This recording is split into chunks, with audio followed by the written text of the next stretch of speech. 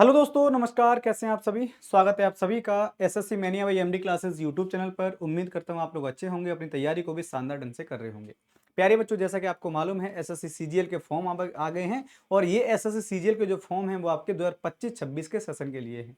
सब विद्यार्थी जो काफ़ी लंबे समय से इंतजार देख रहे थे, इंतजार भी आपको इसलिए देखना पड़ा क्योंकि जो एसएससी का कैलेंडर था ना वो रिवाइज हुआ, क्योंकि एसएससी में कुछ इस बार नए नए आपको देखने को में कुछ संशोधन हुए ना, कुछ इसमें रिफॉर्म हुए और रिफॉर्म के बाद जो है वैकेंसियां आई हैं।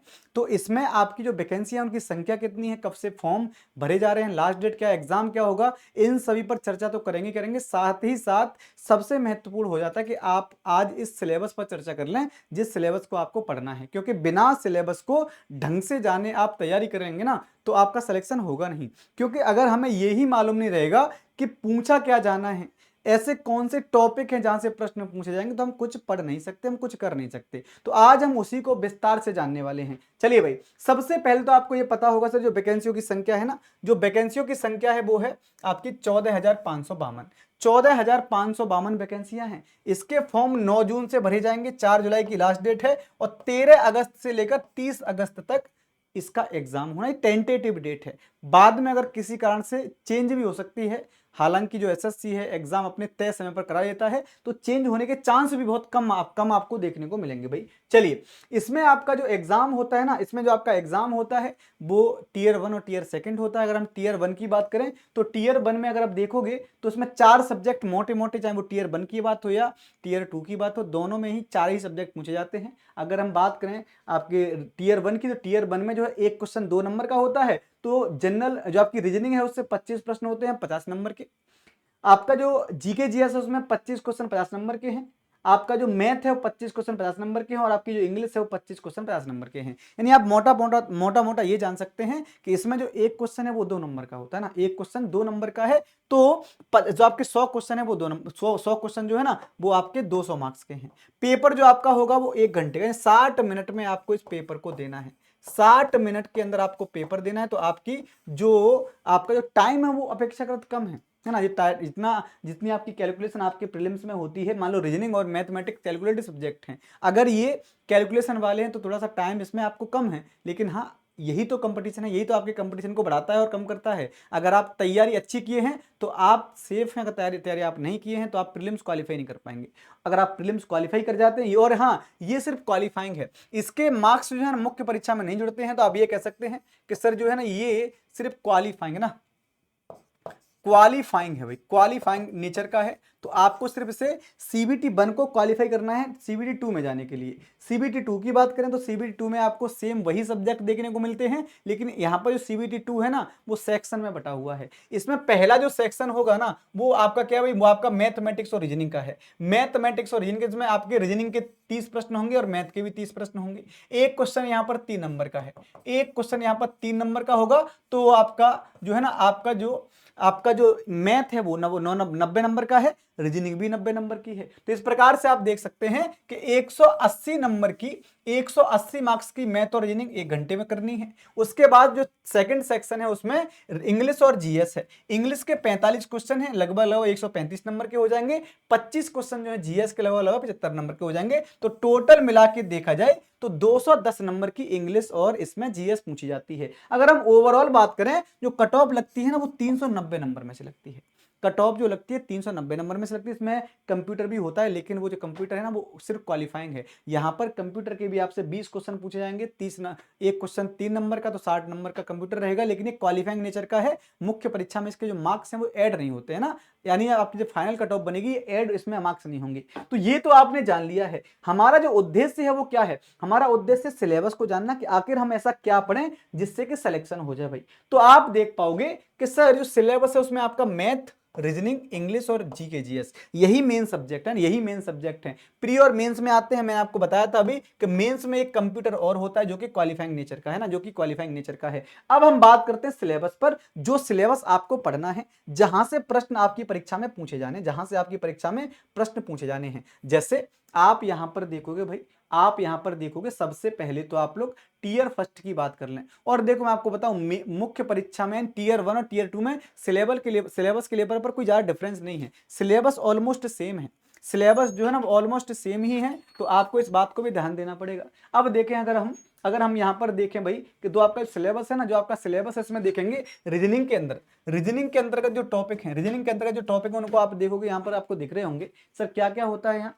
तो it would include questions of verbal and non verbal. तो आपकी जो रीजनिंग आएगी ना, जो रीजनिंग आएगी वो वर्बल रीजनिंग होगी भैया, वर्बल होगी और आपकी नॉन वर्बल होगी। याद रखिएगा भाई, वर्बल और नॉन वर्बल से आपकी परीक्षा में आपसे प्रश्न पूछता है, और ये जो नॉन वर्बल और वर्बल है लगभग बराबर ही पूछी जाती है। जो टॉपिक हैं आप लोग देख सकते हैं यहाँ पे जो टॉपिक बताए गए, जैसे आपका एनालॉगी है ना, सिमिलरिटीज है, डिफरेंस है ना, स्पेस विजुअलाइजेशन है आपका, है ना आपका, मतलब ये कह सकते हैं जो रीजनिंग का प्रॉपर सिलेबस रीजनिंग का आपको दे रखा है। रीजनिंग में अगर आप लोग इन टॉपिक को, सिलेबस आपने पढ़ लिया होगा है ना, आपने नोटिफिकेशन पूरा डाउनलोड कर लिया होगा, इन सिलेबस को अगर आप लोग रीजनिंग के इस सिलेबस को पढ़ते हैं तो इससे बाहर जाएगा नहीं। इसके अतिरिक्त अगर आप देखोगे ना, इसके अतिरिक्त आपका जीएस का सिलेबस है, और जीएस के सिलेबस में उन्होंने क्या कहा है वो जान लो आप लोग। इन्होंने बोला है कि question in the component will be aimed at testing the candidate general awareness.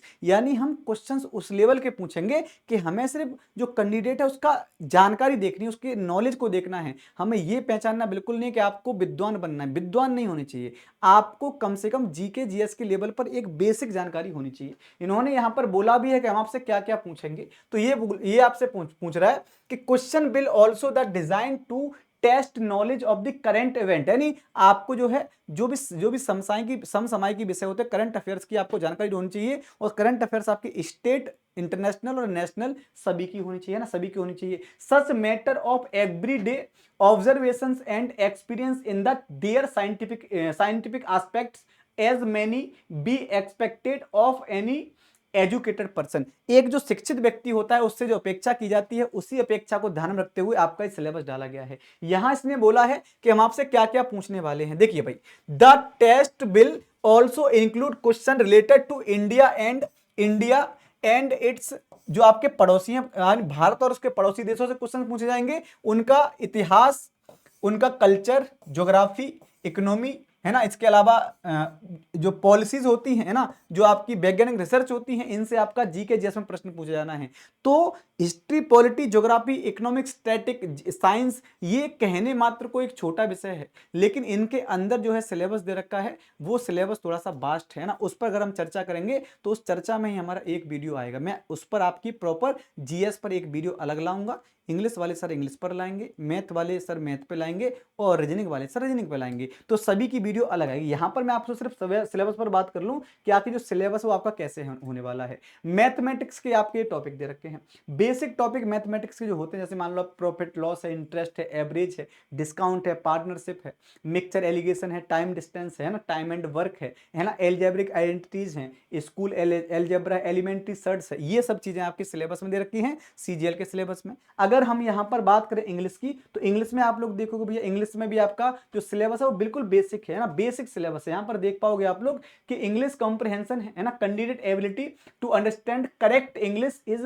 Basic comprehension. यानी अगर आप कोई पैसेज पढ़ रहे हैं, कम से कम इतनी जानकारी आपको होनी चाहिए कि आप पैसेज में से क्वेश्चंस को छांट पाए, तो आपकी इंग्लिश में भी बेसिक जानकारी पूछी जाती है ना। यहाँ पर इन्होंने बोला भी है कि हम जो क्वेश्चंस पूछेंगे वो ग्रेजुएशन लेवल पर जो आपकी इंग्लिश होती है ना, उस इंग्लिश के लेवल पर पूछेंगे, तो क्वेश्चंस का लेवल बहुत ज्यादा टफ नहीं रहेगा। सिलेबस सेम है, जो कि सिलेबस इसमें दे रखा है इन्होंने यहाँ पर बोला भी है कि हम जो क्वेश्चंस पूछेंगे ना वो क्या है, वो ग्रेजुएशन लेवल के क्वेश्चंस पूछेंगे, ग्रेजुएशन लेवल पर जो इंग्लिश होती है उसके क्वेश्चन पूछेंगे भाई, ठीक है। और मोस्टली जो क्वेश्चन पूछे जाएंगे, जैसे आपका मतलब नाउन है, प्रोनाउन है ना, एडजेक्टिव है, इनसे प्रश्न बनेगा। इसके अलावा आपकी जो मतलब understand correct English is basic comprehension, यानी जो बेसिक कॉम्प्रिहेंशन होता है वहां से आपके सिलेबस से प्रश्न पूछे जाएंगे। तो आप लोग इन सभी को तैयार कर लेते हैं ना, इन सभी को तैयार कर लेने के बाद आप जो है कोई भी दिक्कत आपको आएगी नहीं। तो आपको जो आपका सीजीएल का एग्जाम है उसमें बेसिक इन्फॉर्मेशन ही आपसे पूछी जानी है। बाकी मुझे उम्मीद है कि आपको चीजें समझ में आई होंगी, और हाँ अगर समझ में आई हैं तो आप इस चैनल को सब्सक्राइब कर लीजिएगा। इस पर क्लासेस जो है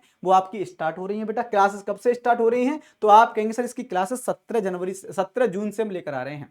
17 जून से एक नया बैच आ रहा है जो कि टारगेटेड बैच है, और यह बैच आपका एग्जाम तक चलने वाला है। जो आपका सीजीएल का एग्जाम होगा तब तक आपका एग्जाम, तब तक आपका ये आपका पूरा का पूरा मतलब चलने वाला है आपका प्रोग्राम, जिसमें आपके 30 दिन का टारगेट है। इसमें 30 दिन आपकी जीएस, 30 दिन का टारगेट इंग्लिश के लिए, मैथ के लिए, रीजनिंग के लिए और प्रॉपर स्टैटिक के लिए, करंट अफेयर्स के लिए। तो आपकी 6 क्लास एक दिन में चलने वाली हैं। इसका जो इवेंट है इस चैनल पर हो चुका है, आप लोग जाकर के देख लीजिएगा। अगर आप लोग मेरे साथ जुड़ना चाहते हैं तो मेरा टेलीग्राम चैनल है GKGS by Shailendra MD classes, वहां से आप लोग मेरे साथ जुड़ सकते हैं। बाकी आज के लिए इतना ही। थैंक यू सो मच, बहुत बहुत धन्यवाद। हाँ, एसएससी सीजीएल के लिए आप लोग हमारे चैनल को फॉलो जरूर कर लीजिएगा, सब्सक्राइब जरूर कर लीजिएगा। Thank you so much.